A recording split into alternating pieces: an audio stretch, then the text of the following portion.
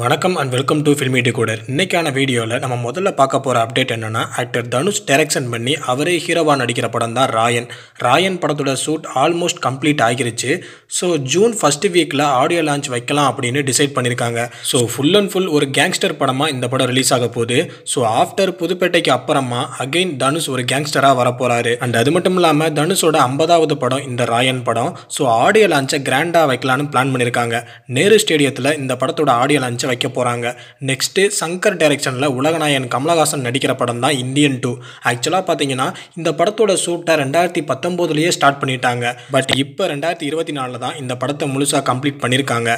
Indian 2 படத்தை வர July month release பண்ண போறதா தகவல் கிடைச்சிருக்கு. பட் ஜூலை மந்த்ல எந்த டேட்ல ரிலீஸ் பண்ண போறாங்க அப்படின்றது இன்னி வரைக்கும் தெரியல. மேபி ஜூலை 12 கூட இருக்கிறதுக்கு சான்ஸ் இருக்கு. அண்ட் இந்த இந்தியன் படத்தோட ஆடியோ லான்ச்சையுமே அதே நேரு ஸ்டேடியத்துல தான் பிரம்மாண்டமா வைக்கிறதுக்காக படக்குழு பிளான் பண்ணிக்கிட்டு இருக்காங்க. அடுத்ததா பாத்தீங்கன்னா சூர்யா அண்ட் கார்த்திக் சுப்ராஜ் கூட்டணியில அடுத்து உருவாக இருக்கிற படம் தான் சூர்யா 44. அண்ட் இந்த படத்தோட ஷூட்டை ஜூன் செகண்ட் வீக்ல இருந்து ஸ்டார்ட் பண்ண போறதா பிளான் பண்ணிருக்காங்க.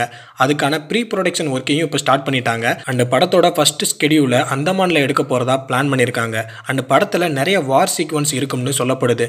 நெக்ஸ்ட் அஜித்தோட குட் பேட் அக்லி படத்தோட ஷூட் இப்போதைக்கு ஹைதராபாத்ல போய்கிட்டு இருக்கு. ஸோ ஹைதராபாத்ல ஏகேவை வச்சு ஒரு லென்த்தியான ஃபைட் சீக்வன்ஸை ஷூட் பண்ணிக்கிட்டு இருக்காங்க.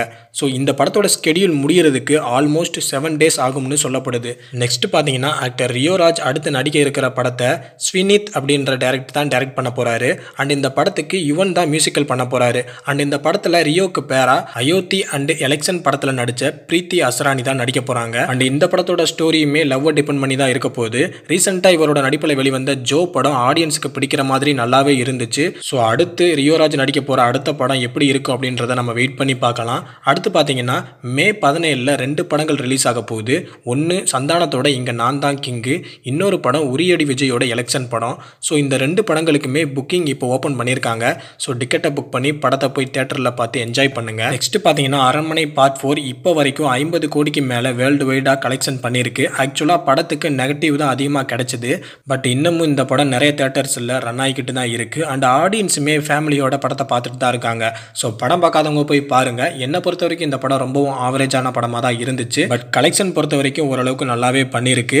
நெக்ஸ்ட் பார்த்தீங்கன்னா அஜர்பைஜானில் விடாமுயற்சி படத்தோட கிளைமேக்ஸ் ஷூட்டை ஜூன் 3rd வீக்கில் ஸ்டார்ட் பண்ண போகிறாங்க. அண்ட் இந்த படத்தோட போஸ்ட் ப்ரொடக்ஷன் ஒர்க்கும் ஒரு பக்கம் பேரலாக நடந்துக்கிட்டு தான் இருக்கு. ஸோ கூடிய சீக்கிரம் இந்த படத்தை வேகமாக முடிச்சுட்டு தீபாவளிக்கு இந்த படத்தை ரிலீஸ் பண்ணலாம் அப்படின்ற மாதிரி டைரக்டர் மகிழ் திருமேனி பிளான் பண்ணியிருக்காரு. பட் அவர் நினைச்ச மாதிரியே தீபாவளிக்கு இந்த படம் ரிலீஸ் ஆகுமா அப்படின்றத நம்ம வெயிட் பண்ணி தான் பார்க்கணும். ஸோ தலை ஃபேன்ஸ் எல்லாம் கொஞ்சம் பொறுமையாக தான் இருக்கணும். ஸோ இதே மாதிரியான நிறைய சினிமா அப்டேட்ஸுக்கு தொடர்ந்து நம்ம சேனலை சப்ஸ்கிரைப் பண்ணுங்க, சப்போர்ட் பண்ணுங்க.